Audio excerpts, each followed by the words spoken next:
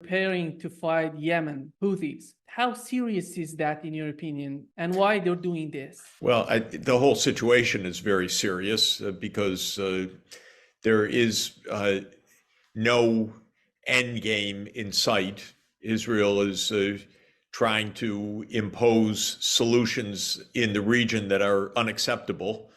First, domination over Palestine in an unconditional way through its military power backed by the United States, and it's making threats against other parts of the Middle East. So this could obviously spiral into a wider war very soon. And it's all premised on Israeli government policies that are, in my opinion, flagrantly against international law and international decency. Why the United States, why the Biden administration, instead of going after negotiation, finding some political solution to this issue, they're prepared to do everything, whatever the Netanyahu administration is asking for? This is neocon policy to fight wars anywhere and everywhere, to always escalate, and to believe that not only does might make right, but that might can solve political issues. It's pathetic, but it's not really different from other dimensions of U.S. policy. It's just blatant, flagrant arrogance and disregard for international law and disregard for what global opinion and American opinion say. After all, the world overwhelmingly has called for a ceasefire. And in the most recent UN General Assembly vote, it was 153 countries calling for a ceasefire, and the population of those countries is 89% of the world population.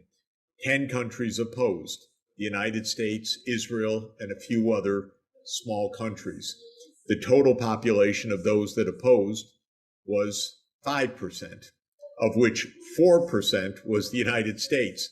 So the US was joined by 9 other countries that represented less than 1% of the world population.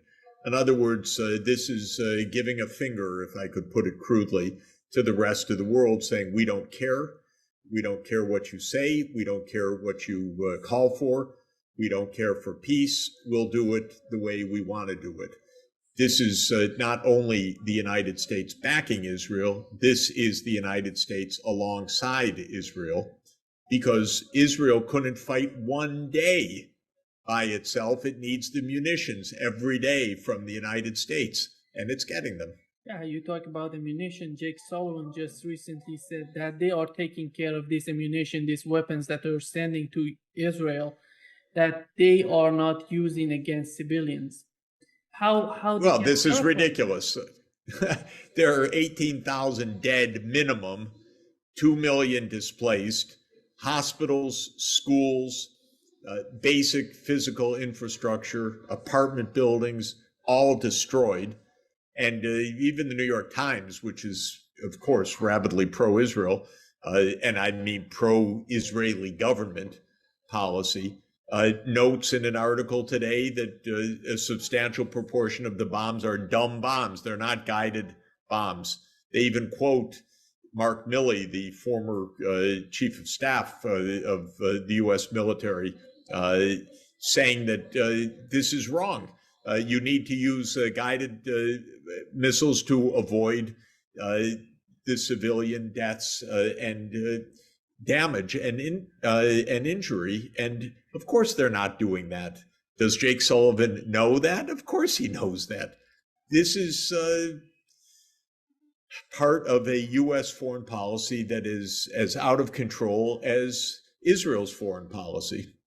That's the problem. The other issue that it's much more serious than Yemen is Hezbollah in the north. Israelis, they were talking about if it was necessary, they want to attack Hezbollah. Hezbollah has the same rhetoric. How do you see right now the situation in that region? It seems, although I don't have any direct evidence because I don't speak to the administration. They certainly don't speak to me. But it seems that the hardliners in Washington and the hardliners in Jerusalem in the Israeli government want a wider war. They're not taking steps to avoid a wider war. They seem to want a wider war. I think it's Netanyahu's dream that the United States goes to war with Iran. Because if Israel could get the United States to take out Iran, and that's their idea, imagine that. But all of this is grotesque cynicism and miscalculation as well, because what could happen would be devastating for the whole world if this continues to escalate. And they're playing with that. You notice that Israel hasn't taken one moment, not one measure, not one iota of an approach towards diplomacy. Nothing. No call for diplomacy. Incredible disrespect for the United Nations, disrespect for the rest of the world. Obviously saying every day we don't care about the rest of the world. We don't care about diplomacy. I think one of the things that will happen is that support in the United States for Israel will collapse. Actually, it's already collapsing among young people, and I think the collapse will be more widespread. Even that doesn't necessarily stop the U.S. government from doing what it's doing by any means, because foreign policy is hardly an area of democratic deliberation. It's a small cabal that runs things, that controls the military. They don't really ask for permission. But we see in Ukraine how an exasperated public finally has some influence on some members of Congress, enough that there isn't just a blank check for more armaments. This is very surprising given how much our Congress likes to write checks to the military industrial complex. But the public is pretty much disgusted, and Biden's support is falling sharply. We have an election year this year, so it's possible that the exasperation clearly expressed in opinion survey after opinion survey will finally result in some action by the U.S. government to put a stop to this massive devastation. At the end of the day, what is so important is how these actions would benefit the people of Israel. What's going on in the mind of the Netanyahu administration? How possibly they can think that all these actions would benefit Israelis? They are engaged in ethnic cleansing right now, and that is the goal of this government. This government is an extreme right-wing government.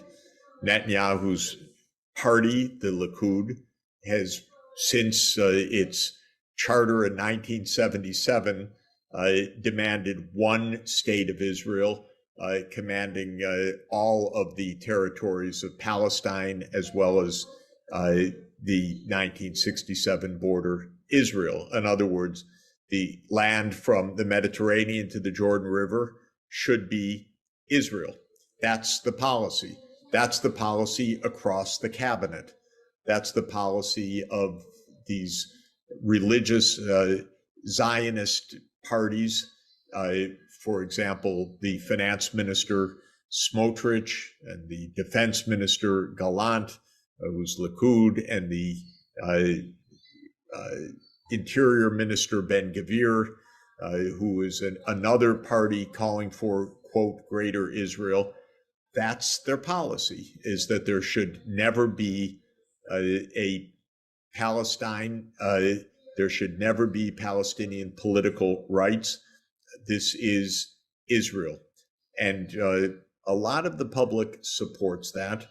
And a lot of the public follows the line of the administration, the Israeli government, that is, that the only way to safety is to smash Palestine And so the situation is going to continue, I think, if it's a matter of internal Israeli policy, but it's something that Israel can't do for a day without the United States. And the U.S. has no interest, no national interest, no ethical interest, no geopolitical interest in being an accessory to mass murder. How do you see the left, the center political parties in Israel? Because the left is so weak right now. Why the Netanyahu administration during all these years did this to the left, to the center? There's basically no left in Israel. It's a few seats in the Knesset, in the parliament. The Israeli political scene has shifted to the far right over the years. It didn't just start on October 7. This is something that's been going on for years. Netanyahu represents and those parties represent a larger viewpoint. Israel's basically divided between those who oppose a Palestinian state because they think that God gave them all the land and they're going to assert their biblical claim, and those who follow the propaganda that say, well, even if it was right to have two states, there's no one on the other side that would accept that, and so better we have to use violence and force. That's the only realistic thing to do. But voices that say we need to solve these problems through following international law and through justice barely exist in Israel right now. I think this is a terrible, grave danger to Israel's survival because the legitimacy internationally is plummeting. And I personally don't think that the American people really have much interest in being a party to this. The American people, to the extent that they signed up with Israel, signed up to a two-state solution. They did not sign up to some biblical vision of a greater Israel that controls millions of Palestinian people. They didn't sign up for that. Putin's recent press conference, he was talking about Odessa. He said that Odessa is a Russian city. It's a huge change in his view. The United States could have saved Odessa for Ukraine if they were going to negotiate with Russia before. How do you see the situation right now in Ukraine? Is there any will in the Biden administration to go after negotiations? No. In 2010, 2011, 2013, Russia's demands vis-a-vis Ukraine were that Ukraine should be neutral. That's all. And Russia negotiated with the government of Ukraine a lease till the year 2042 for Sevastopol naval base. There were no demands for annexation. There were no demands for territory. There was no claim on Crimea. There was simply a pragmatic approach. Don't join the U.S. military alliance, and our military base, our naval base, which has been in Sevastopol, Crimea, since 1783, should remain there, and we want a long-term lease for that, which President Yanukovych negotiated. That's all the demands. Then the United States overthrew or was party to the overthrow of Yanukovych. Russia took back Crimea. Even then, there were no demands for the eastern Ukrainian regions, that is the Donbass. What Russia said was stop killing ethnic Russians, give autonomy to ethnic Russians, and that became the basis for the so-called Minsk I and Minsk II agreements. The Minsk II agreement did not call for independence of the Donbass or that Russia would annex the Donbass. It just said autonomy. And it was a position backed up unanimously by the UN Security Council. But the United States said, no, we don't care. Told Ukraine, you don't have to implement that. And so that was lost. Even as late as December 2021, Putin was not making demands for territory. He was calling for the Minsk agreements to be enforced, claiming Crimea and demanding that NATO stop enlarging. Well, the United States government is deaf to the interests of any other place in the world. They're so arrogant that the position is we don't have to listen to anything. And so when President Putin put a draft security agreement on the table based on those premises that NATO would not enlarge, that the Minsk agreement would be honored finally years after it was supposed to go into effect, Biden said, we don't have to negotiate. Russia launched its special military invasion in March 2022, and by then the Duma, the Russian parliament, had recognized eastern Ukraine as independent, Lugansk and Donetsk as independent, did not annex them. That came in September 2022. But in March, it recognized their independence, but Russia demanded Ukrainian neutrality and said on that basis there could be immediate peace. And Ukraine and Russia famously were close to an agreement on ending the war weeks after it had started, weeks. And the United States said no, and Britain said no. We will not support you. You fight on. Hundreds of thousands of people, Ukrainian young men, have died since then. So this is about American foreign policy, and it's so sad. It is not just demands for territory by Russia. It is the fact that Russian demands keep rising in the context of continuing rejections from the United States. Definitely, the rhetoric has turned even more aggressive, but the White House is so stupid. Sorry, in the US, they don't understand anything. But what they certainly don't understand is that Biden should call Putin and say, we've got to stop this. We don't want to see all of Ukraine destroyed. But you're right, we should never have tried to expand NATO. That was really stupid. And you told us that since 2007. That's the call that's needed. But I don't think Biden's up to it. And certainly his neocon team opposes that very premise. Fight on, basically kidnap young people off the streets of Ukrainian cities and throw them to the front line where they're dying by the hundreds, sometimes 1,000 or more per day. That's the policy. Well, I would put it a different way.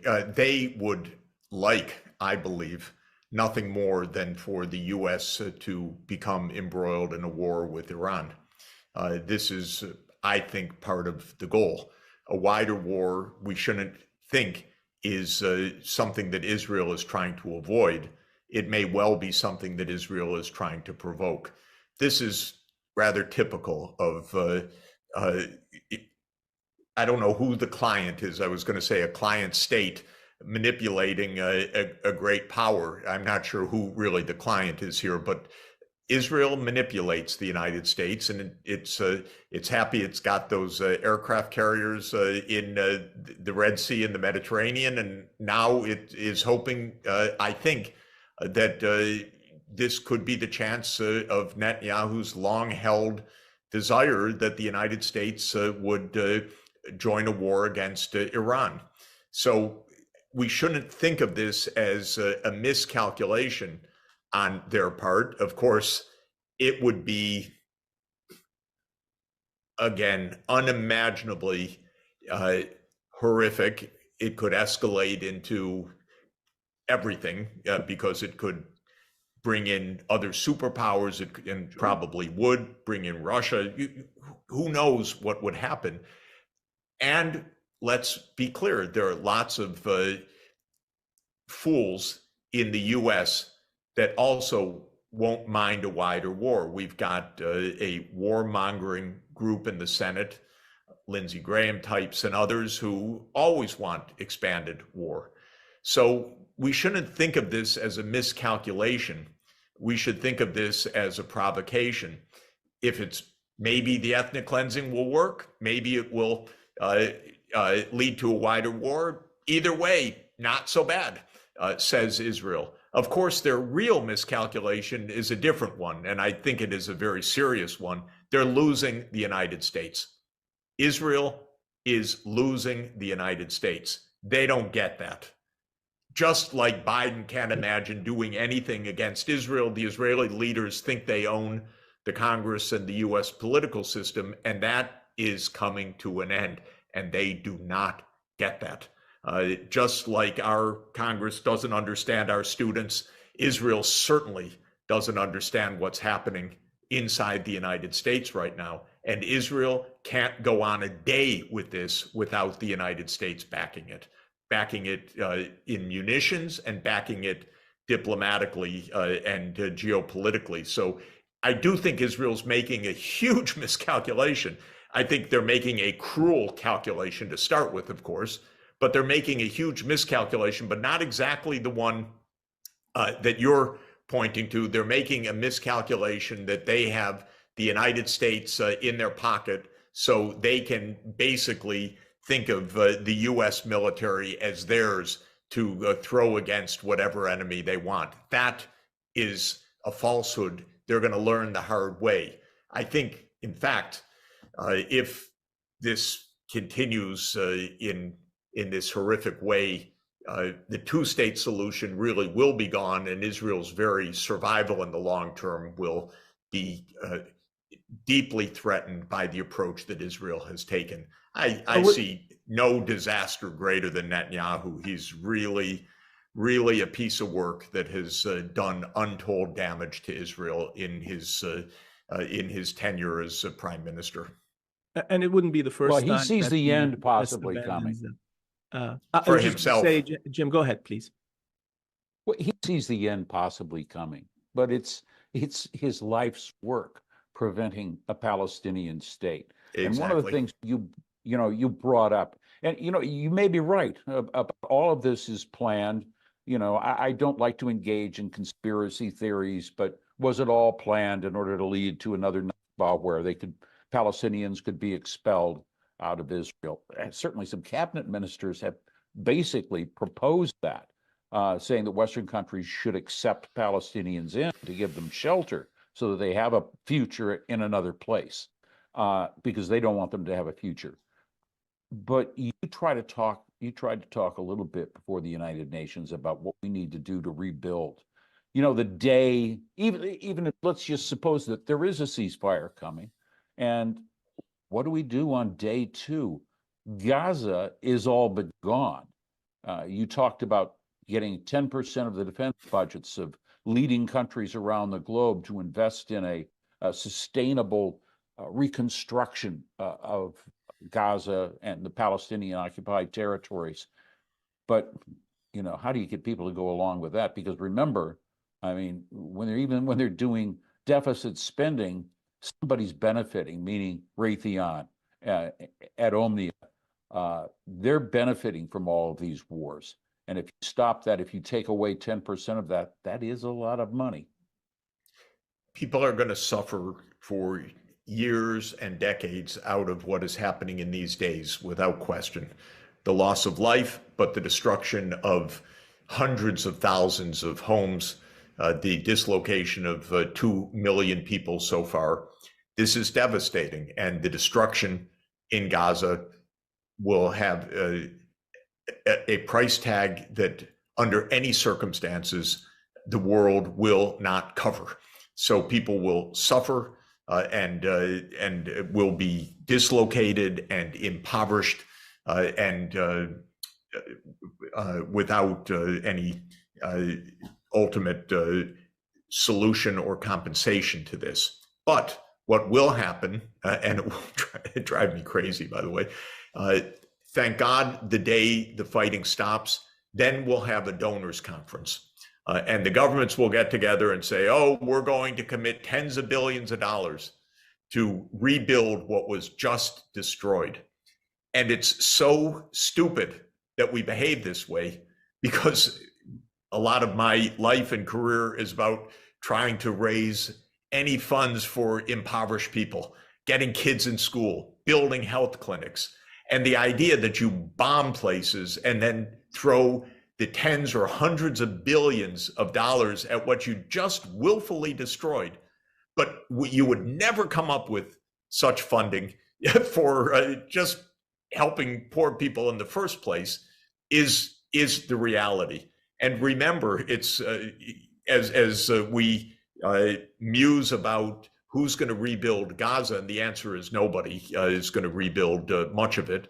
The Ukrainians, they actually hold meetings thinking, oh, we're going to have a $750 billion fund for the reconstruction of Ukraine. Yeah, good luck with that one too. So this is tragedy compounding tragedy. Of course, we have a doctrine in general in economics, an incentive doctrine, which is the polluter pay principle, which is you make the damage, you pay. That's how our courts work also. If it's a trespass or a noxious tort, a public nuisance is the legal term. Israel should pay for this. It destroyed Gaza. It should pay for this. Well, let's try that one. That one's not going to go too well either. But that is that's the principle that should apply, so that a government thinks twice before it destroys another place. So it's interesting because it moves us. There's a couple of areas I'd like us to cover as we're kind of nearing the end of this great,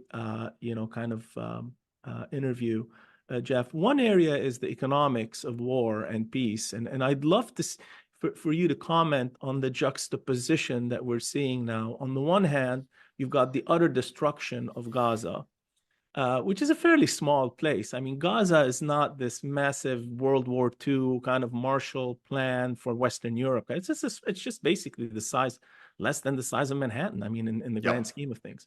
However, on the other end, you've got a damaged Israeli economy that's basically shedding hundreds of millions of dollars on a daily basis.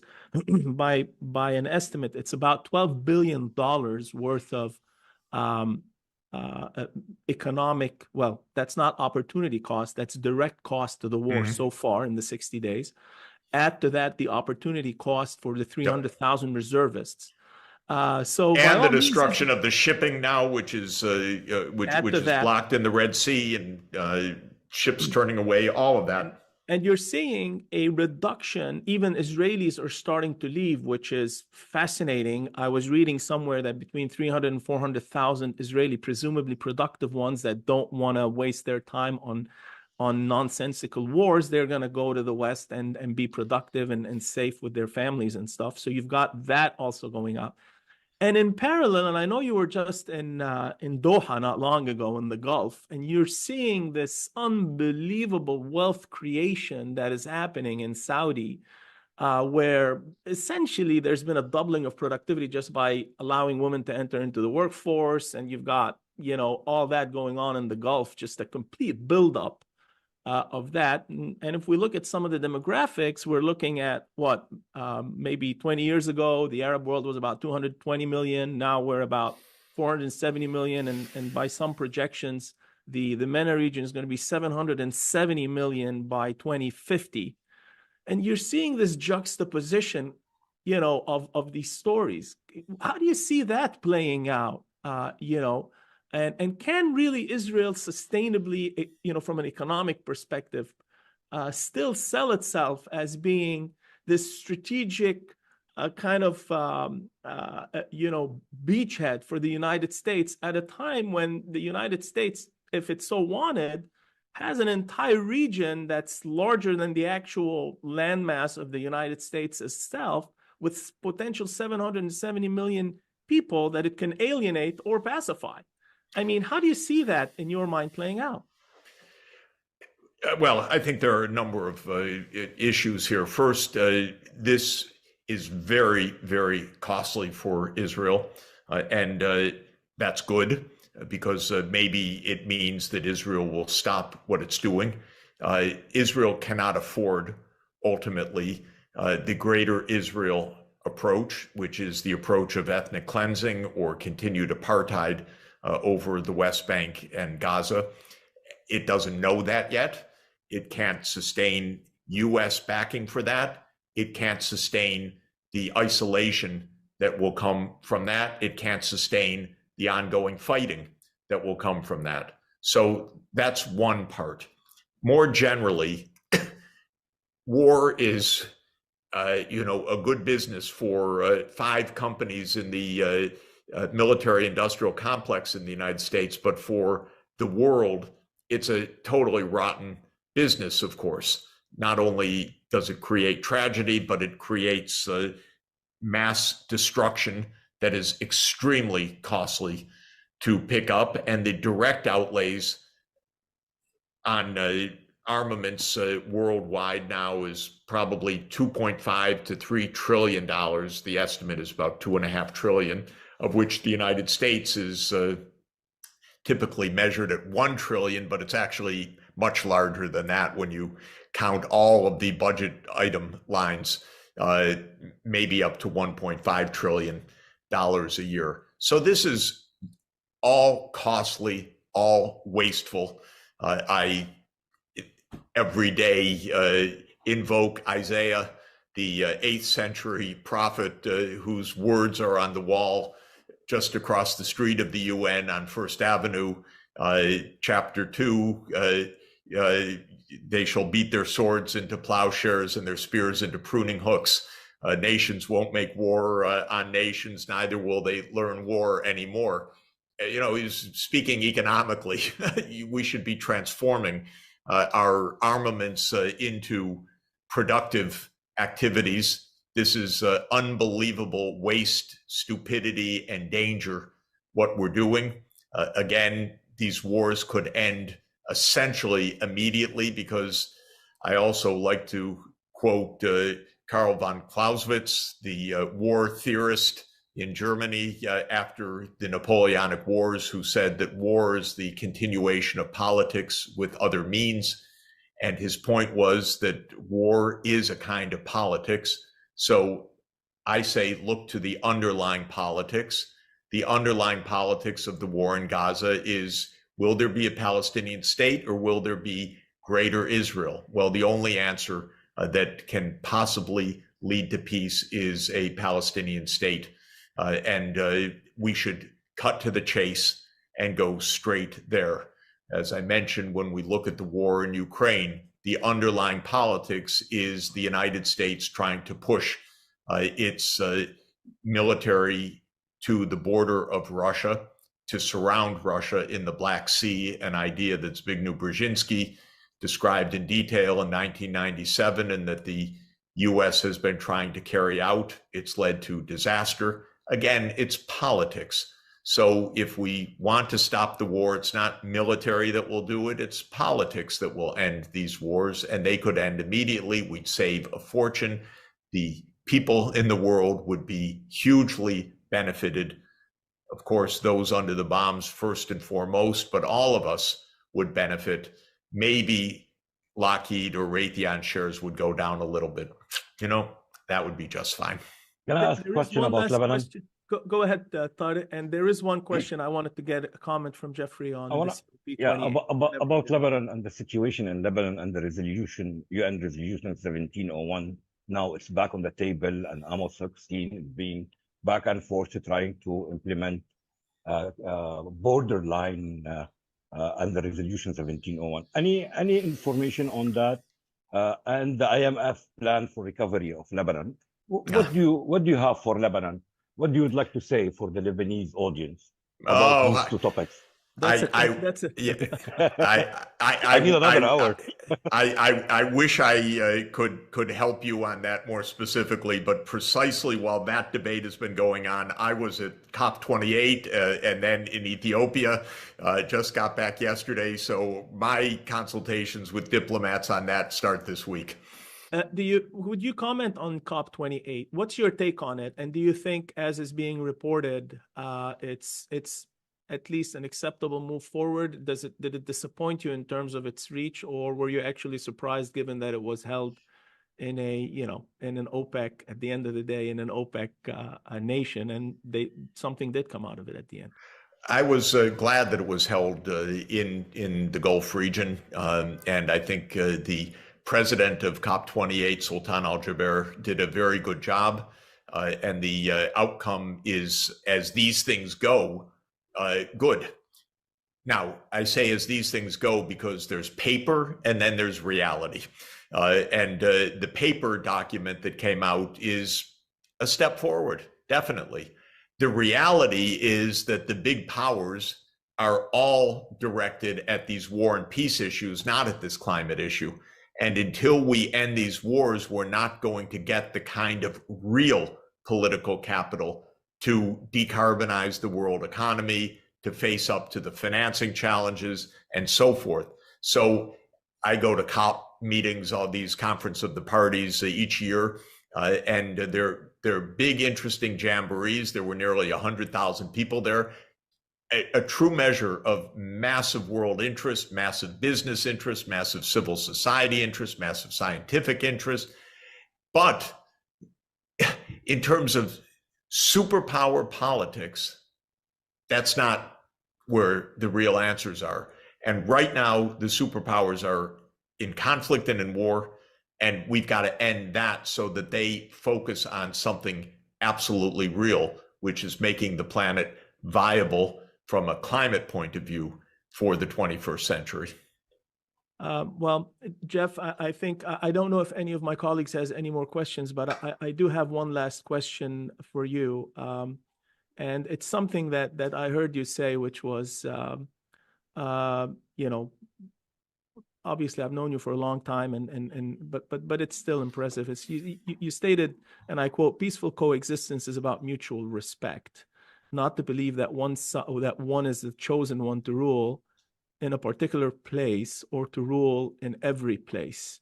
And I thought that was a really interesting quote, because you kind of, in many ways, highlight the aspirations of a lot of people who are more on the peace side of things, realizing the sacrifices that might need to be taken. But I'd love for you to comment on this, and whether you look at the next few weeks, months, years in an optimistic tone, or whether having been in development and having been in the throes of geopolitics and the UN for such a long time, whether you've reached a point where you're looking at it more from a pessimistic perspective or an optimistic one. Let me mention two things. First, immediately in the Israel-Gaza war, those Israelis, and that includes this current government and the cabinet, that believe that Israel has the right, and they would say a God-given right, to rule over the Palestinian people or over the Palestinian territories, is the essence of this conflict. And it's unacceptable. And the people of Israel need to live side by side with the Palestinians in peace, and it's perfectly possible to do. But they have to give up their aspiration to rule all of the land. And some Israelis believe that's what the book of Joshua gave them, or some biblical interpretation. And it is has to be put aside. Nobody has that right. Not from God, not from a book of the Bible. People have to live decently, and they have to respect each other. And that's the only way we can survive on this planet. When it comes to the United States, it's even more grandiose. The United States ideology is, and Biden repeated it recently, the US is the indispensable country. It's the country the world looks to for leadership. This is false. It was always false. But in the heyday of the 1990s, when the Soviet Union ended, maybe there was maybe that delusion could be at least a little understood. Is the US really the country the whole world's looking to right now? when it stands alone against the rest of the world? Of course not. The US needs to learn to cooperate. It needs to learn to put aside its own delusion of hegemony. And there are leaders, in fact, it includes this very government, Biden, Sullivan, Blinken, Nuland, who really believe in US hegemony. Well, it's a nonsense. It's a fiction. It's worse than an anachronism, because an anachronism would imply that it was maybe once true. It was never true. And so this is the similar kind of terrible falsehood that needs to be put aside if we're going to get to peace. Doctor, last word. Is the UN time for reshuffling, time to restructuring, time for new laws for the UN to be more effective, to be able to defend these people? It's time for change in the UN? Well, I love the UN, first of all, as frustrating as it is, because it is the place where the world meets, and it's the only place where the world meets. And when the world meets, it speaks with a huge voice, peace and justice for Palestine. So it's pretty impressive. Now, it has a voice, but it doesn't have an army. It doesn't have its own tax authority. It is a club of 193 nations. It was founded by nations. It was founded by nations. This is important. It's not global government. It's United Nations. And this is a bit of a problem. I'm in favor of more power, for example, some direct tax power, so that at the global level, we can get some funding for poor people or for emergencies or for other things that we need. Now, next September, there will be a summit of the future at the UN. This is a once in a generation. In fact, it's the first time ever that such a summit has taken place. And Secretary General Antonio Guterres has called on the world, think about what we want and what we need for the balance of the 21st century. And we will meet the 22nd and 23rd of September. By then, hopefully there will actually be some creative agreements reached about the kind of restructuring or strengthening of a new multipolar world and a stronger set of UN institutions that can work for the 21st century. So I'm a believer. I know in history, we've never had global governance. This is only the second attempt in all of world history to have this. The first was the League of Nations. It failed within a generation. The United Nations is 78 years old this year.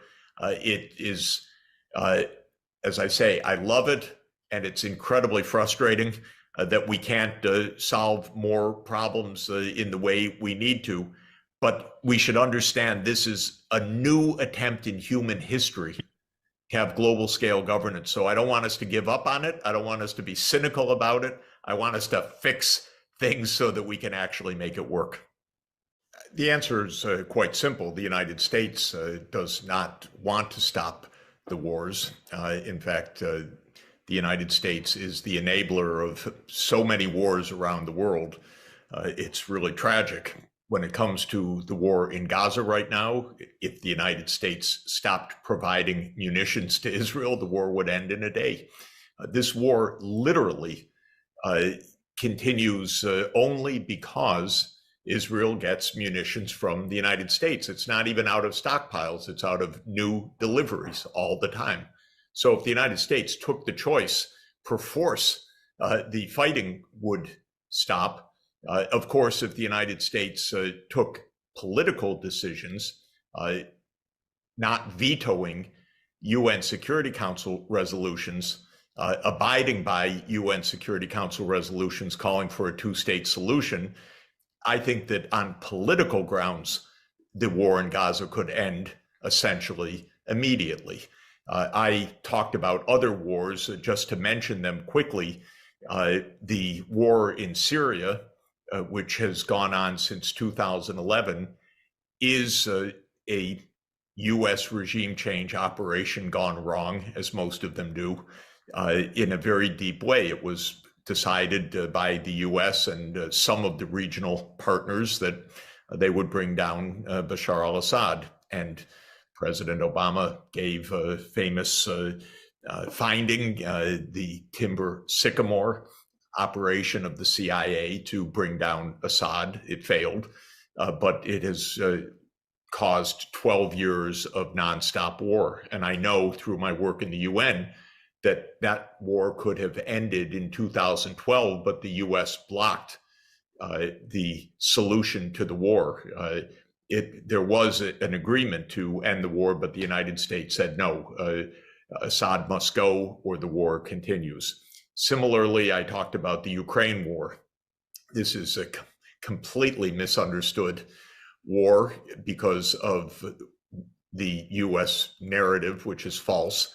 This is a war caused by the US overthrow of the Ukrainian government in February 2014, followed by, and for the purpose of, and followed by an attempt until today to extend NATO to the border of Russia. And Russia, understandably, in my view, completely understandably, would not have it. And so this is a war over NATO enlargement. If the United States said any moment, NATO will not expand to Ukraine and to Georgia, by the way, which was put as a pair with Ukraine, the war would end. In fact, it almost did end in April 2022, weeks after the start of Russia's special military operation, because that whole invasion in February 2022 was designed not to take over the country, but to force Ukraine to the negotiating table, which it did. Zelensky and the Ukrainian government negotiated a peace with Russia based on neutrality, and the United States stepped in and said, no way, you're signing that. And the war has continued since then. So these are wars of choice. They are wars, in my view, of an American empire, a very misguided one. I'm an American. This is a government that is not serving my purposes at all. It's wasting my money and it's killing a lot of people. So I find it all disgusting. I can tell you, and I don't mean to sound absurdly personal about it, but no government's ever asked me about this in the sense that these issues are not publicly debated in the United States. The causes of the wars are hidden from view. The narratives officially are lies. The votes on funding the wars are pushed through Congress almost without public debate. And so public opinion plays almost no role. So this is another sad part of this. But the long answer to your short question is these are wars of choice that the United States could stop immediately, but for various political and geopolitical reasons, chooses not to stop at the great cost for humanity and at the great cost for risks of further escalation. So I'd like to pick up on the cost side of things. Clearly, you know, the United States has had to pay a hefty price tag in most of its wars, to the tune of trillions, in Afghanistan and in Iraq, etc. And you know, at home, there's a lot of political pressures that are being exerted. Now, specifically as it pertains to the Israeli-Gaza war, these pressures have really flooded into the streets, maybe not to that degree with respect to the Ukraine or some of the other wars, but with the Israeli-Gaza war, I mean, we've seen, you know, manifestations in LA, in New York, you know, even from all sorts of communities, Palestinian, even Jewish communities, all kinds of communities. And some of them are basically starting to question verbally, like never before, these kinds of policies that the U.S. administration, you know, is undertaking. I think even the State Department has had some may I call it clandestine, because they had their faces covered in front of the White House manifestations so that they're not under any risk, but kind of to also object to the current policies of the United States. Would you be able to kind of shed a little bit to your opinion on how much that's playing a part in what appears to be a shift in U.S. policy from October 7th to today? And is that trend going to continue going forward in your opinion, or is there something that's going to hamper it and not allow it to go any further? So I think there are two parts to the question, if I might. First is a bit about the costs financially, and then the costs politically. The costs financially of the U.S. wars of choice in the 21st century really dated to 9/11, if we might: Afghanistan, Iraq, Syria, Libya, Ukraine, and many other smaller wars as well. Come to, according to different estimates, somewhere between $5 and $8 trillion. Even for a macroeconomist like myself, that's not small change. This is 25% or 33% from a quarter to a third of the U.S. annual output. Now, the reason that these wars have been able to be prosecuted at such cost and with no positive results for America or for the world is that they've been run on credit. If an American president said, "We want to fight the war, we're going to raise your taxes to do it," the wars would end in one moment. So these are wars that are fought on deficit finance. The debt has been rising. The U.S. debt, public debt, that is, the debt owed by the Treasury, measured as a share of our U.S. national income, has increased from about 35% of our national income to about 100% of our national income between the year 2000 and today. This is a huge increase of debt, but it is not noticed up front because it is adding to the tab that's coming due. It's not an immediate burden. And similarly, of course, if there was even a breath of anything like a draft of actually Americans serving in any of these wars by a draft, they would also end in a moment, because the public doesn't support any of this. But these are wars that presidents are able to carry out essentially on their own personal authority, with a bit financed by Congress. Why? Because it's not noticed by the American people, and it's very popular with the military-industrial complex. After all, these wars are big business. This is no question part of the story. You have Boeing, you have Lockheed Martin, you have Northrop Grumman, you have General Dynamics, you have Raytheon, 5 big companies that have hundreds of billions of dollars of arms contracts. And they spread that back to Congress, especially to the Armed Services Committee. So we have a can I say, a shitstorm in our politics, because it's so corrupt now. And even, I shouldn't say even, Biden, who is not a very impressive politician, to say the least, in trying to make the case for aid, actually doesn't make the case in terms of ethics, morality, safety, security, but he shows where the weapons are being produced and where the jobs are in the different congressional districts. So it's pretty crude stuff. Now, again, the American people would not tolerate any direct burden of this. So all of this is done on the side. Most people don't follow and don't really feel the budget deficits, except recently in the last couple of years, interest rates have gone up a lot. US credit ratings have come down. House prices, mortgage costs are going up. So people are starting to also even make that financial link, even though all of this is debt financed. They're saying, I'm feeling the pain from this.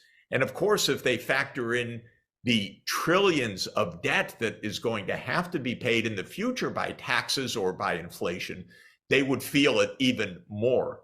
But this is starting to be felt, and it's one of the reasons why Congress pushed back in recent months, not just what they would normally do of signing the bill, but a lot of congressmen saying the price is too high, even in a financial sense. Now, when you come to the political ramifications, which you asked about, this is absolutely fascinating, because the assumption of American politics for the last 50 years has been that it is always right for any politician to hone completely to Israel's point of view, because you have the Israel lobby, you have AIPAC, you have campaign contributions, you have not only Jewish voters, but you have Christian fundamentalist voters who, for their own theological reason, are even sometimes more strongly pro-Israel, quote unquote, if only to accelerate the Armageddon, by the way. But they're more pro-Israel in their voting than even the Jews sometimes. But the point is, the assumption of American politics, the training of politicians, is never show any space with Israel. And Biden, who's an old man and operates, I'd say, about 30 years out of date, and has a training that reflects the 1990s. This is his position, which is standing up for Israel no matter what. And so that's the normal politics. What has been the huge surprise for these politicians, I think a shock actually, is that young people aren't buying into it. So we have a tremendous generational change. It's not a change across the board in public opinion. It's really the under 35s primarily. Our students on the campuses, our students are looking at mass murder and saying, what the hell is this? Why are we complicit in this? And when they then protest, the donors to the university and the congressmen go crazy. How dare the students say something against Israel?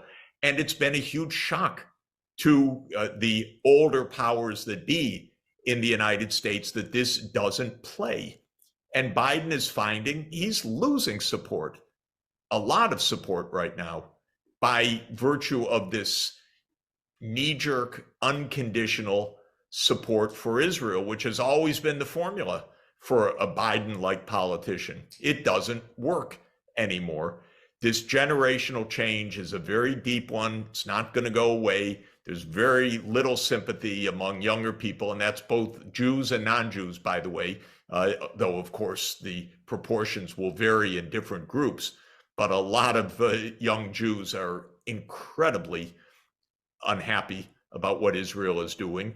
And our student bodies more generally on the campuses are really unhappy. And the campuses are the administrators and the donors who have always been like the US politicians, 100% pro-Israel, unquestioned, are extremely surprised at what's happening right now. In Europe, we are seeing that new leaders that are coming to power in Netherlands, in Slovakia. We had Orban. They are against this war in Ukraine, against sending more aids, more weapons to Ukraine. How influential would that be on the US foreign policy in Ukraine? It's having an effect, obviously. Orban by himself blocked the formal approval of the next round of European assistance. Fico in Slovakia will be joining that cause. The government in the Netherlands is still being negotiated, but the party that came out number one, as you said, Wilders, is against further aid. Of course, the new Polish government is pretty gung-ho for more financial and military support to Ukraine. Things are dragging out, but most of Europe does their best to follow blindly the United States. This is really tragic, though all of these cracks in the foundation are clearly appearing. What's stunning is if you look up approval rating of world leaders, and one of the websites that reports weekly opinion polling, there's not a European leader that has a net positive approval rating. Most of them are incredibly unpopular. Scholz, Jonas Gahr Støre in Norway, Macron, hugely unpopular. They're promoting war is not winning public support.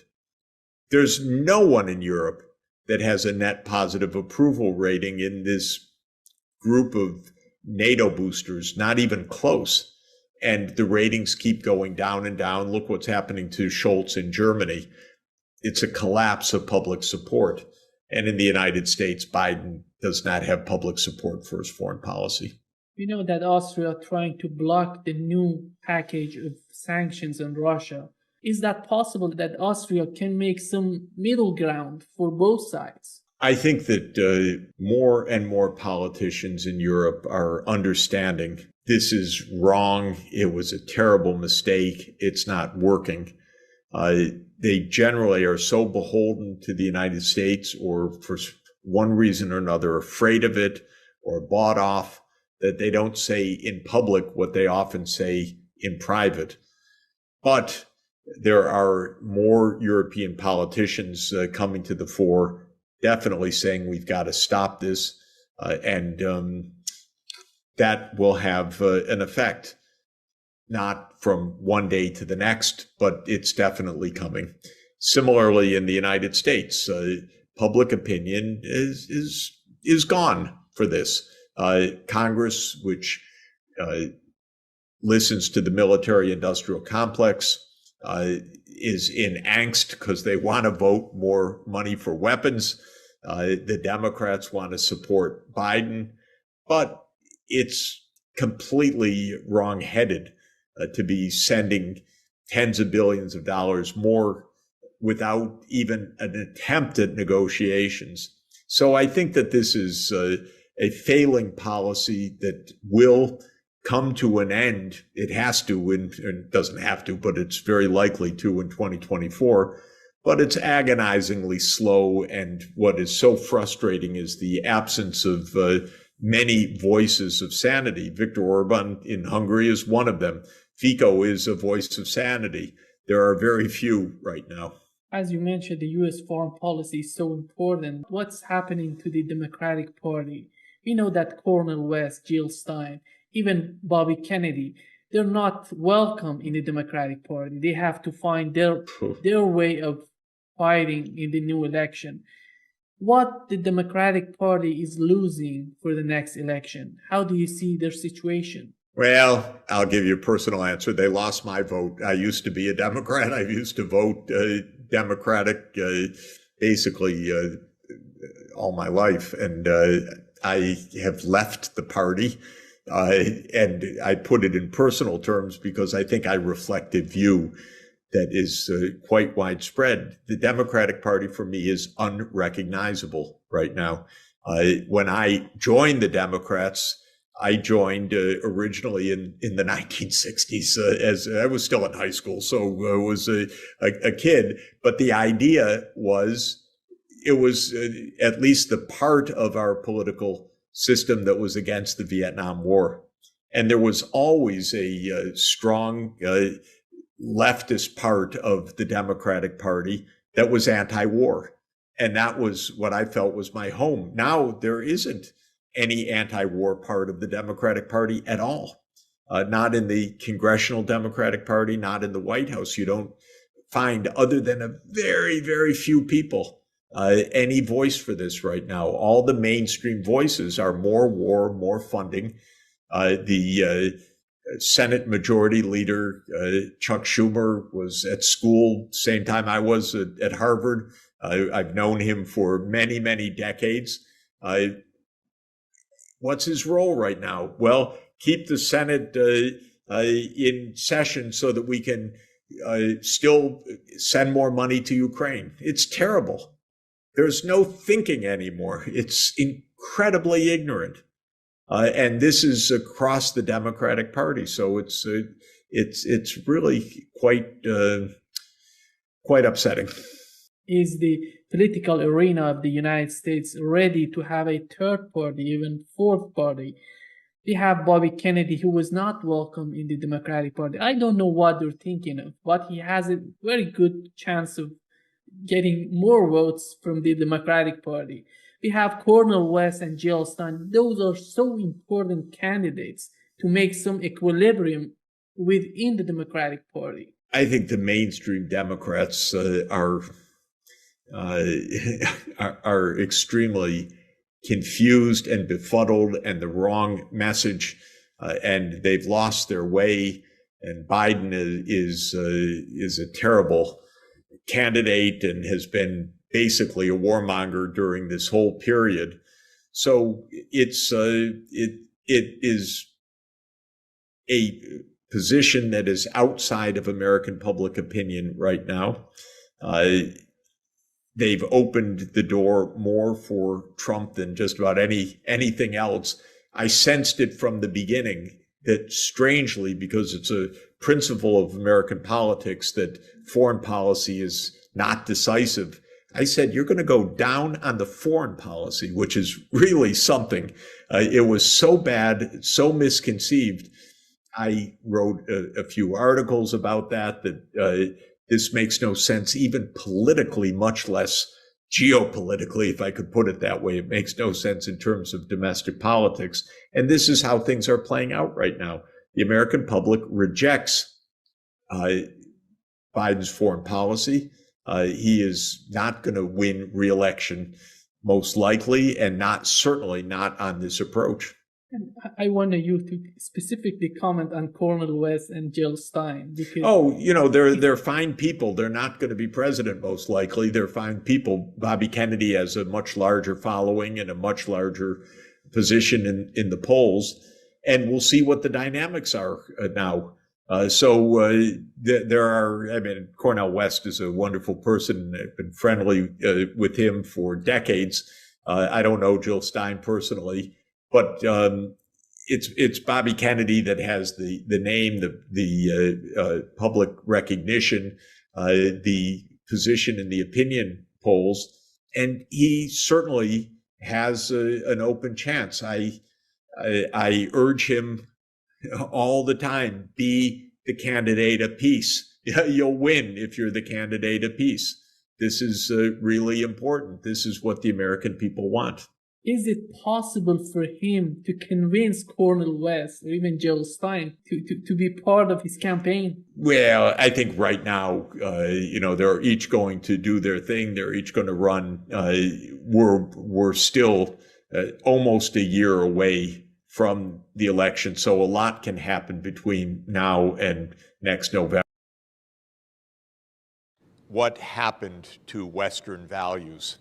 Because it's a very interesting and important and strange story in a way, and it's worth reflecting on. The values that we heard about both Buddhist and Confucian thought clearly find some resonance in Christian thought, especially in gospel teachings of Jesus, and also in Greek thought, because if you look at Aristotle's philosophy, as was seen, you would find some connections that are quite important, actually, and I want to draw them out.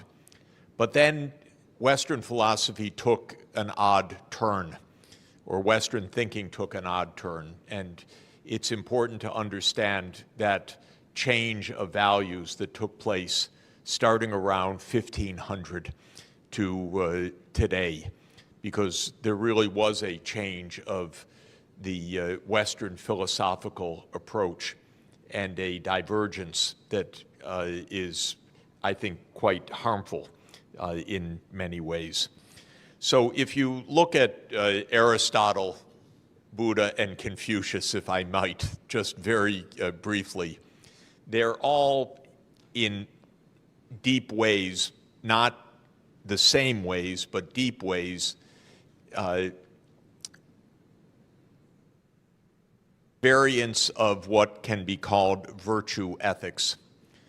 The idea of virtue ethics is that human beings have the potential to do good, not the inevitability of doing good, and that virtues need to be cultivated to bring out the best in human beings. And this is a common idea of Aristotle, Buddha, and Confucius in the teachings. In Buddha's Eightfold Noble Path, there is the idea of the right view, the right action, the right speech, the right livelihood, and so on, as ways to cultivate the underlying virtues. Aristotle was very, very clear that happiness depends on virtue, but virtue must be cultivated. It cannot be taken for granted. And the main virtues in the Greek thought were virtues of what's called practical wisdom, or phronesis, which was the ability to choose the good over the enticing; temperance, which is moderation, which is a common virtue across all of these philosophies; bravery, which means the ability to defend the good; and justice, the ability to discern the right allocation for each person. And so those became the cardinal virtues in Western thought. But what was key for Aristotle was the idea that being virtuous is a potential of human beings, not an inevitability, because we are all bound by our bodily temptations, by our animal instincts, but also by our reason. So in Western Greek thought, reason was the predominant notion. This is not the same as in Eastern thought, but it comes to some similar points. And Aristotle said one must develop the habits of virtue. In fact, virtue or ethics comes from the word habit in Greek, that you practice, just as we heard, that you become altruistic by practicing altruistic acts. And Aristotle believed in mentorship, in education, in practice, in life experience as being vital. So here is a common basis that merges East and West virtue traditions at a quite deep level. And Christian thought, especially the teachings of Jesus himself as in the Gospels, are not the same basis. It's not exactly virtue ethics, but it is, of course, the virtues that are proposed, and especially also the Confucian golden rule is also Jesus's golden rule, although Jesus states it positively: do to others what you would have them do to you, and love thy neighbor as you love yourself. And that led in the early centuries of Christianity to a tremendous institutional focus of the bishops and the monasteries to care for the poor. And that was a real point, because the Christian communities, the emperors took care of their business and the bishops took care of the poor in a division of responsibility that started around the 4th century AD in the West. Skipping ahead 1,000 years, philosophy changed starting around 1500 in a rather deep way. And while Aristotle taught, for example, that politics is a field of ethics, and Aristotle's book, The Politics, which is the first book of Western political thought, no, let me say it's the first book of Western political science is the better way to say it, because Plato had written the Republic a generation earlier. But it's the first book of political science. It is paired with his ethics, Nicomachean Ethics, as two joined volumes, because for Aristotle, ethics and politics were the same. Of course, in 1514, I think it is, Machiavelli wrote a very different political science. He wrote a handbook for the prince, which was about how to maintain power. And political science in the West began to be the science of maintaining or managing power, not the science of producing the good. And in fact, Machiavelli was teaching the prince. He was actually making a job application back to the Medicis because he had been dismissed from the Medicis, wanting a job back that he was advising the Medicis how to hold power in Florence. Later in the next century, one of the most influential texts in Western cultural history was written by Thomas Hobbes, the Leviathan. And this was written in 1640 as Western science was taking shape. And Hobbes wanted a scientific theory of human beings, but modeled as individual atoms that collide with each other. Because for Hobbes, there was no longer a cultivation of virtue, but rather each individual with insatiable desires. So Hobbes's model of human nature is that it is simply unbounded desire. It can't be taught to moderate desire. It can't be cultivated for virtue. It is individualistic and it is insatiable. And so Hobbes said, unless there is an overarching power, people will kill each other. And so we need a Leviathan, he said, to stop human nature from committing non-stop violence. It was a very pessimistic view of human nature, but notice the main point is no longer was there any idea of developing virtue. That was deemed to be impossible. Instead, one needed institutions to reflect harsh reality. This is the flip of philosophy. It's no longer about cultivating the good. It is about controlling the bad. Then interestingly and importantly, this was amplified at the beginning of the 18th century, first by a very influential public intellectual, Bernard Mandeville, who wrote an essay in London called The Fable of the Bees. And in The Fable of the Bees, the most aggressive bees win, but they make the hive powerful and great.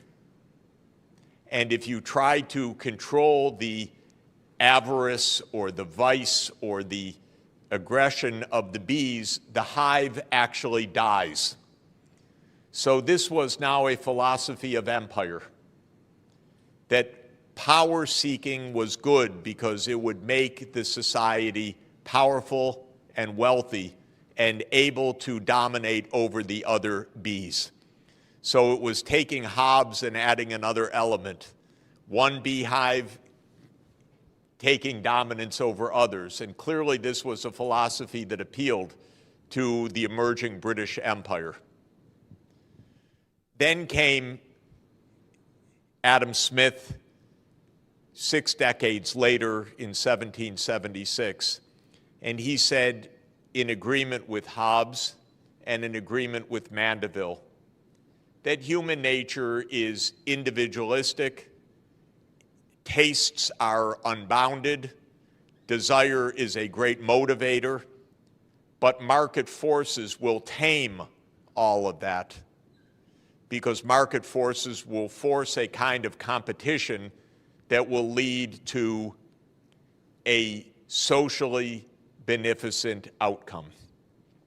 The point is, the Anglo-Saxon philosophy broke free of more than 1,800 years of Western tradition. The Western tradition from Aristotle and Christianity was a tradition of the common good, virtue, and care for the poor. With the rise of the British Empire, the philosophy became the benefits of power as a philosophy. And then even the idea that this would lead to, quote, the common good. But there are two more steps that are important to state. The poor became an enemy because now they were a drag on society. So John Locke, one of our most esteemed philosophers, wanted very harsh treatment for the poor so that they would not be burdens on society. And then came Malthus. Thomas Malthus wrote after Adam Smith, one generation later in 1798.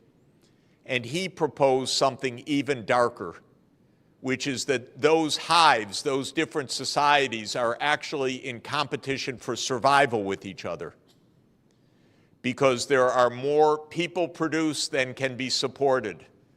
And so life is a battle for survival, and trying to help the poor is inevitably to fail, because there will just be more poor people.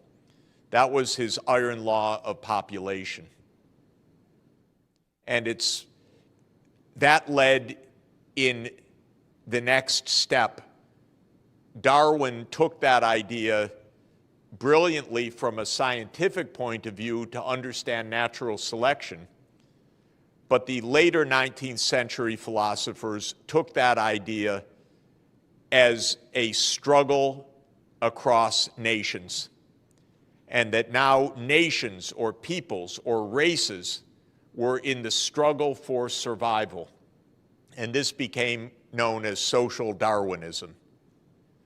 And the idea was, not only should there be no beneficence, if you help your own poor, you will weaken your society compared to others, and indeed you're in a struggle for survival.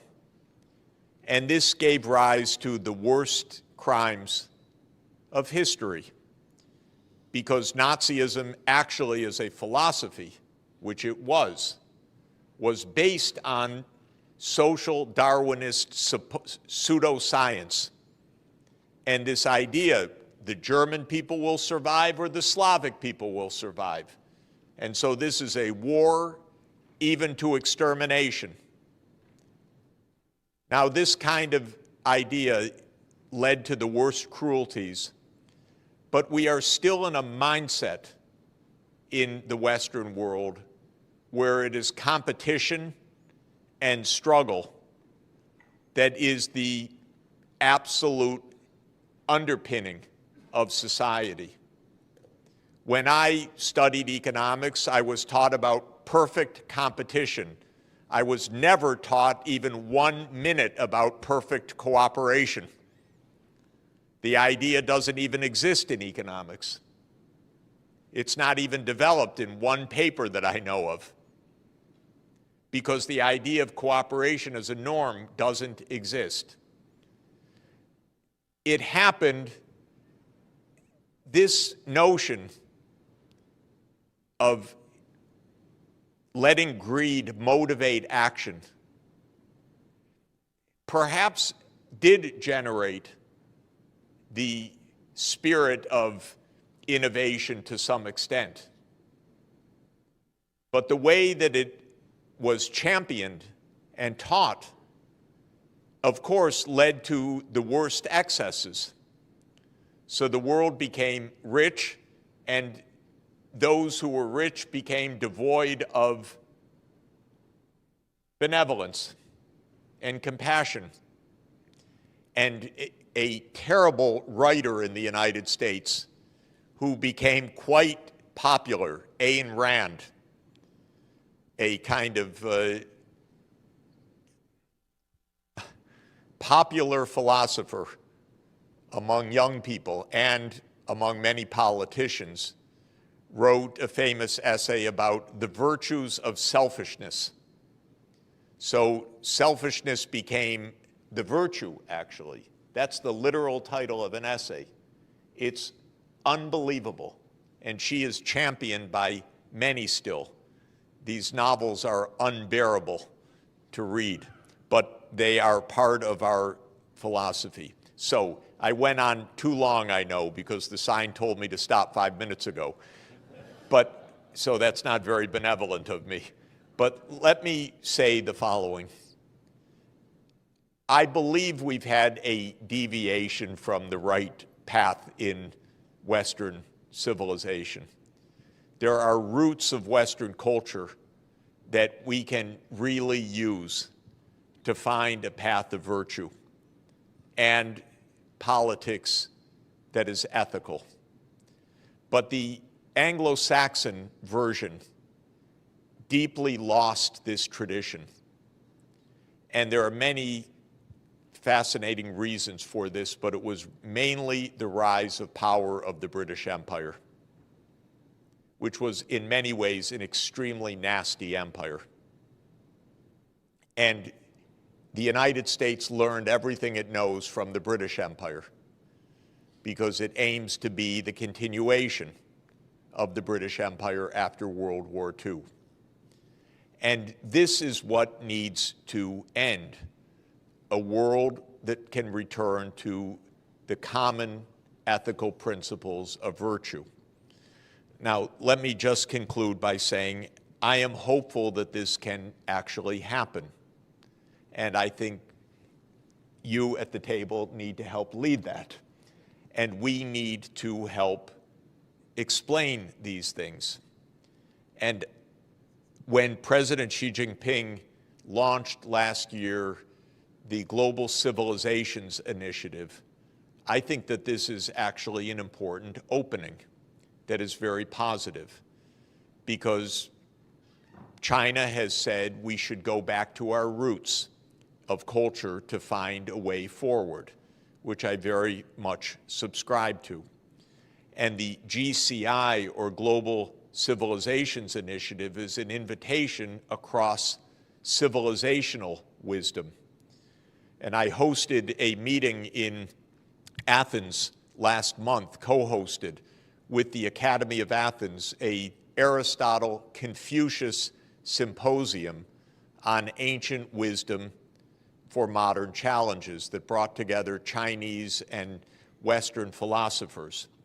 We didn't have Buddha properly at the table except one very distinguished Buddhist thinker from Cambodia, but we need more of that. At the end of this meeting, we agreed that we would have a second symposium.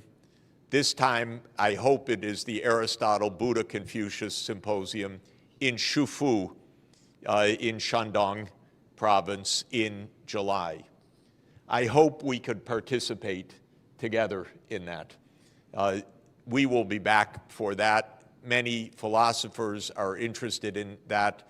I will be in Shufu in next month for the Nishan Forum, which is also a philosophical forum, but the Shandong government has asked to host the follow-up meeting of the Aristotle-Buddha-Confucius Symposium. And I believe that this idea of East and West deep philosophical traditions, finding the deep humanity that is common across them is extremely important and powerful and can really contribute to an understanding which right now doesn't exist. And I think the failings of this understanding are overwhelmingly on the Western side, if I may say so, because we are steeped in a philosophy of competition and even war. And this mindset is taken as given, but it is actually a recent phenomenon. It is an imperial phenomenon, and it needs to be put aside. So I believe that this actually can be done. Can I have 2 more minutes?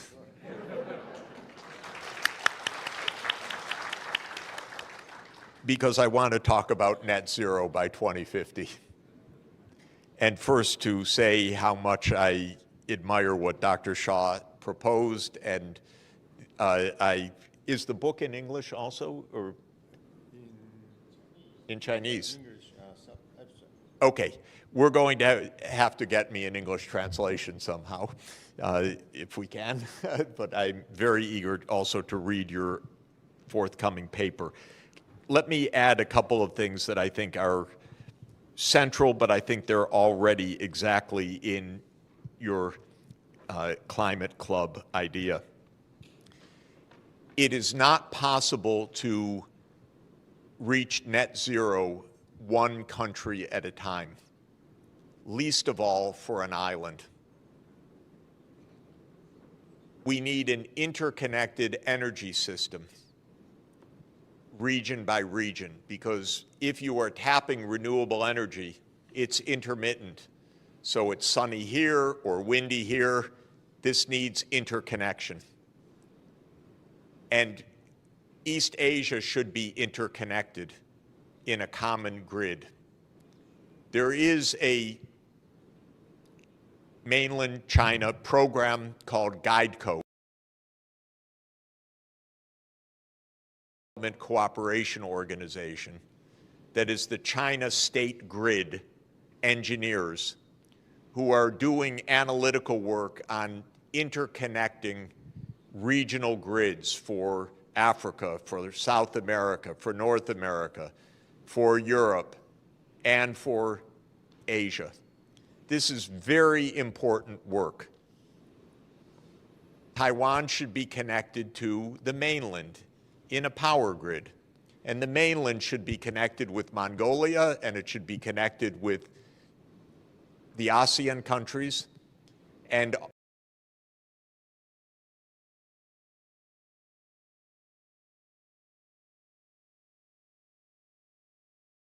with submarine system. It would be region, the economic powerhouse of the world, rather than a battleground, because this region has everything if it works together. And it could lose everything if it views the region as a battleground. I think everyone in this region can understand this. The only one that does not is my country, actually. But the U.S. needs to be told, let us solve our problems. We know how to discuss. Don't meddle, because you will make a mess. This is actually the truth. This is true about Japan. It's true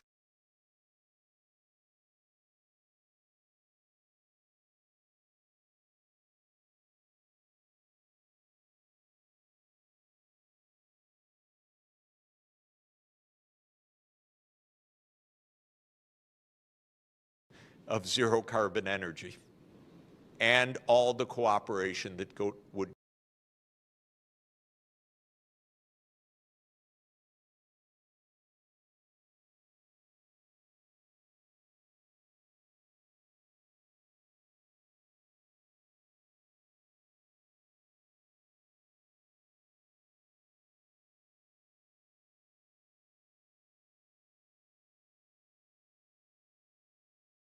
the regional cooperation, the regional structure, and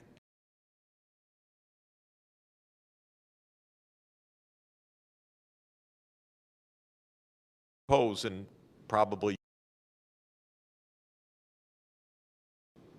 roadmaps that show the physical interconnectedness, what technologies, where, as I've been saying,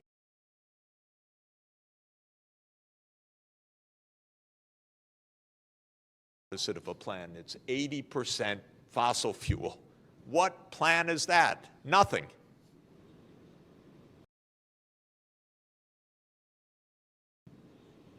Please, don't encourage them.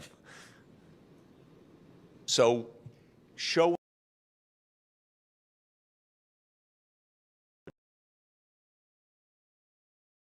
fantastic work.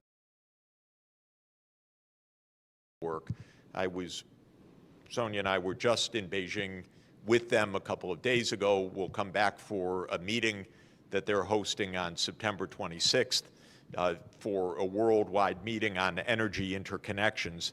I think that this is really absolutely at the core. So I agree with everything that you said, and I think that it's absolutely the way forward. And in that polycentric world, there's a concept which I find very useful. It's a concept adopted by the European Union, but a concept that actually started with the Roman Catholic Church, and that is the concept of subsidiarity, which is that we need governance at all levels. So we need global governance, regional governance, national governance, local governance. You put each problem at the lowest level possible, closest to the people, where it can be solved, but not below the level at which it can be solved. So the power grid cannot be solved at the national level. It must be solved at the regional level. The targets for decarbonization must be solved at the global level, and so forth. And the idea of subsidiarity is that we have this multiple levels. We have global governance. We have a global government that can do certain things and not other things. We have regional government. We have national government. We have local.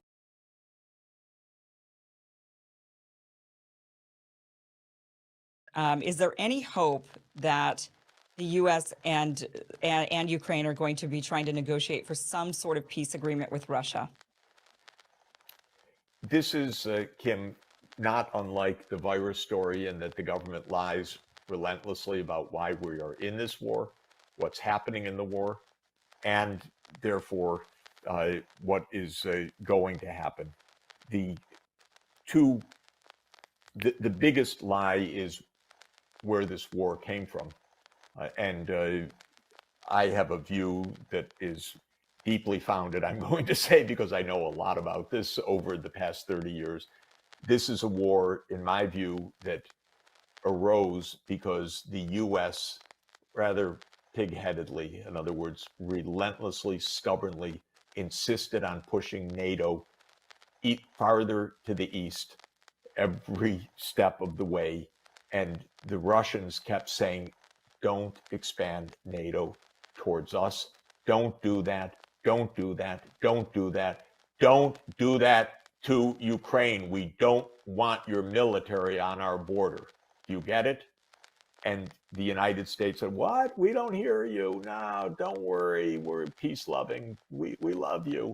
We want to destroy you. We want to decolonize you. We want to break you up. We want to do all sorts. But we love you. And we never go to war except in bombing Belgrade for 7 straight weeks. And oh, yeah, and Afghanistan we occupied for 15 years as NATO. And the Iraq war was unprovoked. And yeah, we tried to overthrow your ally, Assad, with the CIA regime change operation. And oh yeah, NATO took out Gaddafi. And yeah, we are placing missiles nearby you in Poland and Romania because we unilaterally abandon the anti-ballistic missile treaty, but we're peace-loving, and of course we're going to move NATO right up to your 2,300-kilometer border, and not just in Ukraine, but we're going to do it in Georgia. Fascinating, by the way. People, please take out a map and look up Georgia, not the one next to Florida, but Georgia in the Black Sea, on the eastern boundary of the Black Sea, because that country is not a North Atlantic country. So why would it ever be in NATO? And yet the United States wants to push NATO to Georgia. And if you look at a map, I can explain in 30 seconds why that is, because the intention of the United States is to surround Russia in the Black Sea. Ukraine, Romania, Bulgaria, Turkey, and Georgia creates an encirclement. And Russia's naval fleet, the Black Sea Warm Water Naval Fleet, is in Sevastopol, Crimea. And it's been there, by the way, since 1783. And there was already one major war in the 19th century between 1853 and 1856, where the British had the idea, get rid of that naval fleet. And in the late 20th century, Zbigniew Brzezinski had the same idea of surround Russia by getting Ukraine into the Western camp and actually into NATO. And then Russia ceases to be a major power, is their theory. Well, to make a long story short, this is the major reason for this war, and we've never been told the truth about it. And that is really devastating. Second, closely related issue is that in February 2014, the US conspired to overthrow the government of Ukraine. And it did so. That's not a good move. If you're trying to push NATO and there's a president named Viktor Yanukovych who wanted neutrality, and you get together with forces inside the country and you support the overthrow of Yanukovych, the violent overthrow, not a good look.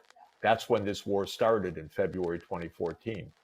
And then if you look at the real sequence of events, not the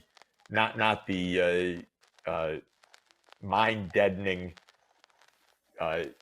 repeated mantra of the US government and the New York Times and blah, blah, blah, that this is an unprovoked attack that started in February 2021, 2022, excuse me, which is a nonsense. This isn't an unprovoked attack, and it didn't start then, it started in 2014. But in 2019 onward, the US poured in armaments to build up a very, very powerful army. And when Biden came in, he doubled down on this whole thing, because Biden and his team, Sullivan, Blinken, Nuland, have been part of this story since 2014. And really before, because Biden's always been an advocate of NATO enlargement. Biden's got some dark side still to be explained about Ukraine as well, because of Hunter's involvement. We don't know what that is yet, but there's something not good at all about that. But I think Nuland has been on this case of NATO enlargement. She was actually the ambassador under Bush Jr. in 2008 to where? To NATO.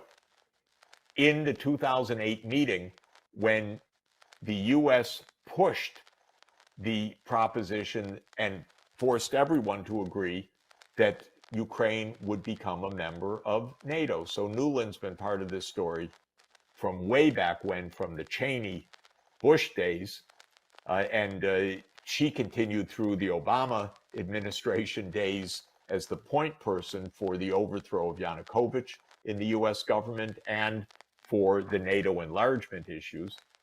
And then we started arming Ukraine heavily, especially in the late 2010s. And then Biden really doubled down when he became president and repeated actually in several high-level processes that Ukraine will become a member of NATO. And to bring us to today, and just to conclude, on December 17th, 2021, President Putin tabled a Russia-NATO security agreement in a draft based on no more NATO enlargement. And I happened to call the White House after that, said, avoid a war, negotiate.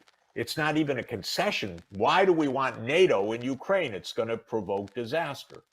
And I was told, oh, don't worry about it, Professor Sachs, but we'll never negotiate over NATO enlargement. It's none of Russia's business. And I said, none of Russia's business? Are you kidding? It's their border, 2,300 kilometers. How can it not be their business where the American military alliance is? But we are so arrogant that we treated it as if don't have to talk to Russia about it. Then as soon as this special military operation was launched in February 2022, Zelensky said, okay, we could be neutral. And they actually exchanged documents, drafts, and negotiated a peace arrangement a year and a half ago in March 2022. And I talked to the negotiators, by the way. I talked to the mediators, the Turkish government, in detail. And you know what happened? The United States came in and told Zelensky, no, you don't agree to neutrality. You fight on. We have your back. You're going to win. You defeat Russia. Okay, now there are hundreds of thousands of Ukrainians dead. This counteroffensive of June, July, August, and September is a killing field. Ukraine doesn't have the weapons, the manpower, the training, the air cover, the artillery to do this, even if it were desirable to do. They don't have it, so they're getting smashed. And Biden doesn't have the gumption to say, you know, this was a terrible blunder. We need to agree that NATO won't enlarge and save Ukraine, but rather, oh, we're all with you for as long as it takes, meaning how many more hundreds of thousands of Ukrainians dead as long as it takes? Oh, come on, I'm 68 years old. I know what it means as long as it takes. It means some moment the U.S. leaves. That's what it means as long as it takes. With a lot of dead in Ukraine, in a country that has been absolutely pummeled by artillery nonstop, basically, on both sides since February 2022, but with a lot of shooting and killing that took place since February 2014. This is terrible. This is destroying Ukraine. This isn't protecting Ukraine. And so this is the real story. But again, the government lies to us. We don't get to debate it.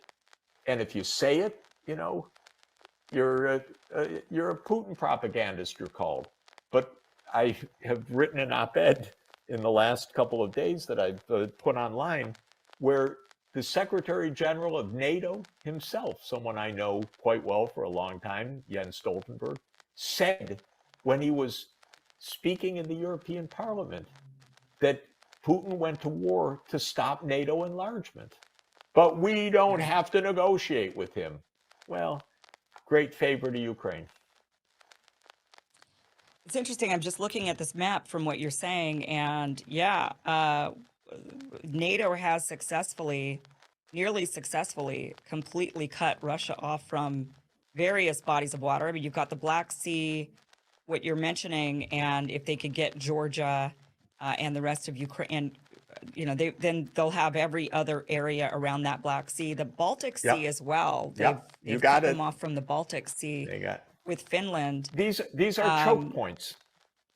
Yeah, right. Why do you think they're trying to do that? Why cut them off from the Black Sea or the Baltic Sea? I'm curious if the Caspian Sea is next. I mean, is that what you think they're going to go after that one as well? Look, I don't know if you have used to play Risk. Do you know that board game? Yeah. It was a board game of my youth. The idea was to have your piece on every part of the world map. Then you had taken over the world. Well, that's the neocon vision. They're playing risk at the expense of vast numbers of deaths in many parts of the world. They want to have the U.S. military or subservient governments or supplicant governments or pliant governments everywhere on the map of the world. And this is pretty relentless. And it's kind of manifest destiny writ at the global scale. It used to be at the continental scale. Nothing can stop us. We take over all of North America. Native Americans notwithstanding, and so forth. This is manifest destiny at the global level. The only problem is others don't quite share this idea, and we are getting in an awful lot of wars, and they're very dangerous, very dangerous. This is a war with a nuclear superpower and obviously a very powerful military. And Russia has 6,000 nuclear warheads. And they're gunning after China, at least a lot of politicians in Washington. I think in the last few weeks, Biden is trying to pull back a little bit, I think, from the brink, but scared always of his right flank that he'll be attacked for being soft on China and so forth. But there are a lot of hardliners on China that seem really to be preparing for war. Can you imagine anything more reckless, stupid, unnecessary, potentially Armageddon than that? I can't. So all of this is mind-boggling to me. But the basic answer to your question is no rational reason other than that they think they're playing global hegemon and they need their piece on every part of the map. Well, let me just say the kinds of things that should be done, in my opinion, are things like the Belt and Road Initiative of China, because the Chinese government recognized that for China's own well-being, but also the well-being of its neighbors, Cambodia, Laos, Vietnam, Indonesia, Thailand, and so forth, and countries even farther afield, all economies need modern infrastructure. And modern infrastructure means access to high quality electricity, especially zero carbon energy now, to fast rail, to fiber, 5G networks, and so forth. And the Belt and Road Initiative, which is in its 10th year, uses especially finance from China, from the China Development Bank and other institutions, to help finance the spread of infrastructure across Eurasia and across the sea routes, also connecting Africa and South America and East Asia. So that's a very good example. It's pragmatic, it's investment oriented, it doesn't just talk the talk, it actually provides the financing and provides the technology. I wish the rich countries in the West were doing this. They are the former colonial powers. They behaved badly when they were the colonial powers, and they're not behaving very well as the post-colonial powers. Right. They're not really stepping up to their responsibility. Right, because I was just in China like for 2 months, and I think it really strengthens businesses of carbon peaking by 2030 and carbon neutralization by 2050. But I feel like the United States haven't done enough of promoting this ideology of carbon neutrality. So how, as citizens ourselves, can push for those changes? It's interesting. In the United States, most people know that climate change is a very serious crisis, and we just had the devastating fires in Hawaii to show how tragic this climate change is. We're in the hottest period in not only recorded history, but in human history for the last 125,000 years. The month of July was probably the single hottest month ever that humanity has experienced. Certainly that's true during the period of recorded temperatures. So we should be doing much more. And the American people know this. And certain things are happening, of course. There's investment in green energy in a lot of places. There's investment in the conversion of the auto industry to electric vehicles, which is part of the solution.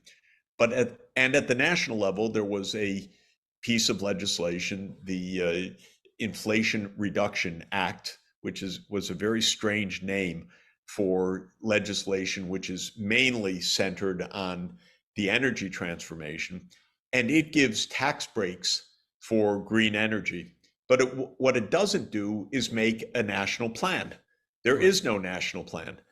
It doesn't make a national plan because in American politics, the power of the fossil fuel lobby, big oil and big coal, is so strong that politicians don't tell the truth to their own constituents, and they act on behalf of their lobbies who pay for their campaigns rather than on behalf of the American people. In the United States Senate, in the Senate Energy and Natural Resources Committee, the chairman, Senator Joe Manchin of West Virginia, is notorious for being the front for the big oil lobby. And he himself has family wealth tied up in 2 coal companies. So I regard that as corruption, but in the American system, it's legal corruption, or seems to be legal, but it's corruption nonetheless. If you're told that in a country that hasn't taken a clear plan for decarbonization has senior officials who own coal companies, you'd say, well, of course, that's just political corruption. But unfortunately, that's how the United States works. So the American people are saying more and more, we're disgusted with the political system. It's all about money. It's all about the reelection of these corrupt politicians. And I think that the more we clarify how broken this is, the farther we're going to get. But of course, at substantive levels, we need a plan of action to decarbonize by 2050 that is not only at the state level, because many states have such plans taking shape, but at the federal level. And one of the main lessons of what's happening right now is that there are more projects in more projects in wind and solar than can be put onto the grid, because the real breakdown is the transmission system. But that's where federal investment and a federal plan is needed. And we don't have that because of all the political problems that I talked about. And I think that America's structure is so like money-based, money-focused, that it comes before the mutual benefits that all the human can get. That's always exactly right. Yeah, it's always It's not based on the common good, it's based on the special interest. Right, it's always money, money, money. And then I want to touch on this, is that we all know that Japanese is going to have a nuclear wastewater dumps. So what are some actions that United Nations would do to counter this type of behavior? Well, on the specifics on Japan, I can't really comment because I haven't studied the scientific arguments on both sides. And in general, on technical arguments, I tend to listen to the range of experts and ask their opinion. So I would think at a minimum what the UN should be doing, and maybe it is, and I'm just not involved at all in it, is looking at through the International Atomic Energy Agency, which is based in Vienna, at this question of the wastewater from Fukushima and what should be done about it, because that's a technical issue that should not be any individual government's authority. The UN should weigh in, especially at the technical level. But in general, we have some pretty clear needs that are urgent, whether it's the decarbonization or protecting the ecosystems from pollution or from over harvesting or from waste. And we need technical plans of action. But that planning mechanism is hard work. And it's hard work for the political reason of keeping it free from corruption. and it's hard work at the technical level because a lot of technical issues are raised. And so countries need effective planning ministries. China has the National Development and Reform Commission, NDRC, which does a lot of the technical planning. And the United States doesn't have a planning ministry. So we don't make plans because we don't have a ministry of planning or a ministry of economy or a planning agency. In the US lexicon, planning is a bad idea. But, you know, for certain things, I am happy that planning is done within private businesses. But for other things, I want the planning to be done by government. And in every sphere of the economy, planning is essential. It's just that sometimes it's not a government function, sometimes it's a private sector function. Yeah, and like you mentioned, the United States government needs to go through a really big structural change. And in that, I think the driving forces are the Gen Z and Gen Alpha people coming up. But right now, I think we lack guidance. So what are some advices that you would guide, like some advices that you would give us to start with? Well, that's a really very interesting and deep question, because let me just say that our Constitution was drafted in 1787.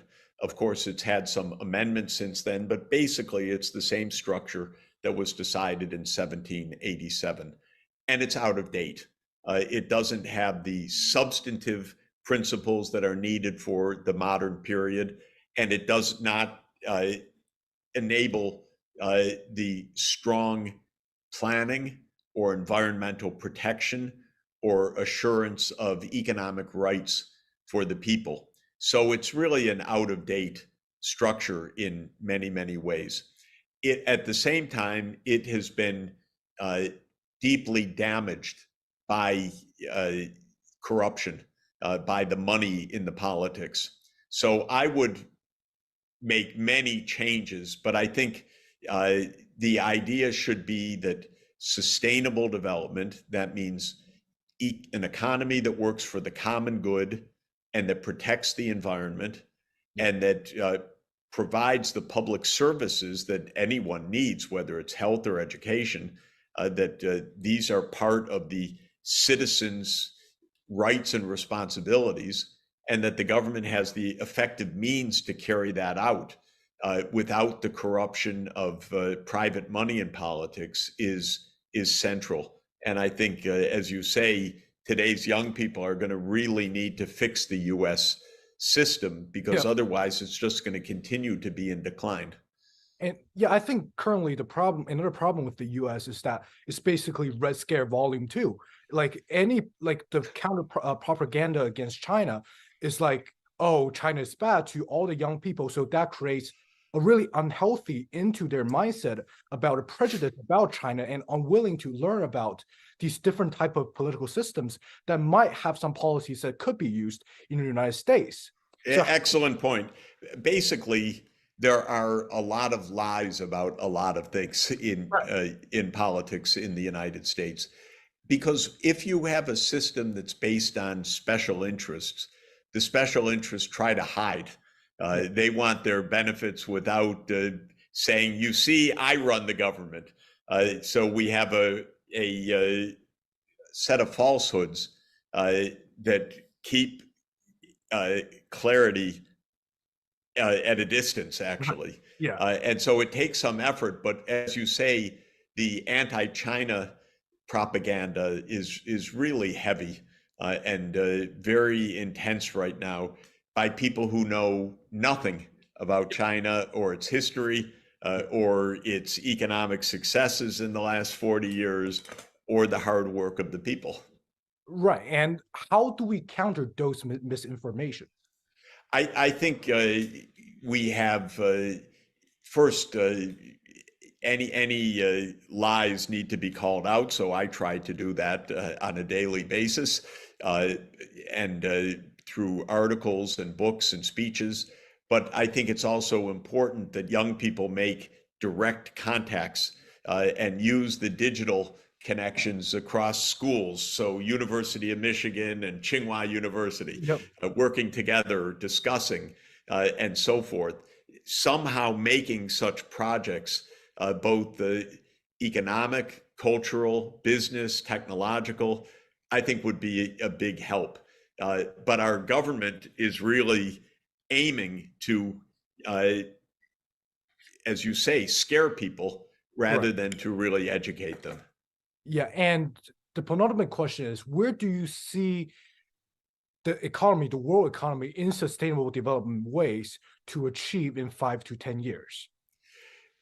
The good sign is that we have so much new good technology, 5G, low cost renewable energy, robotics, many new approaches to problem solving.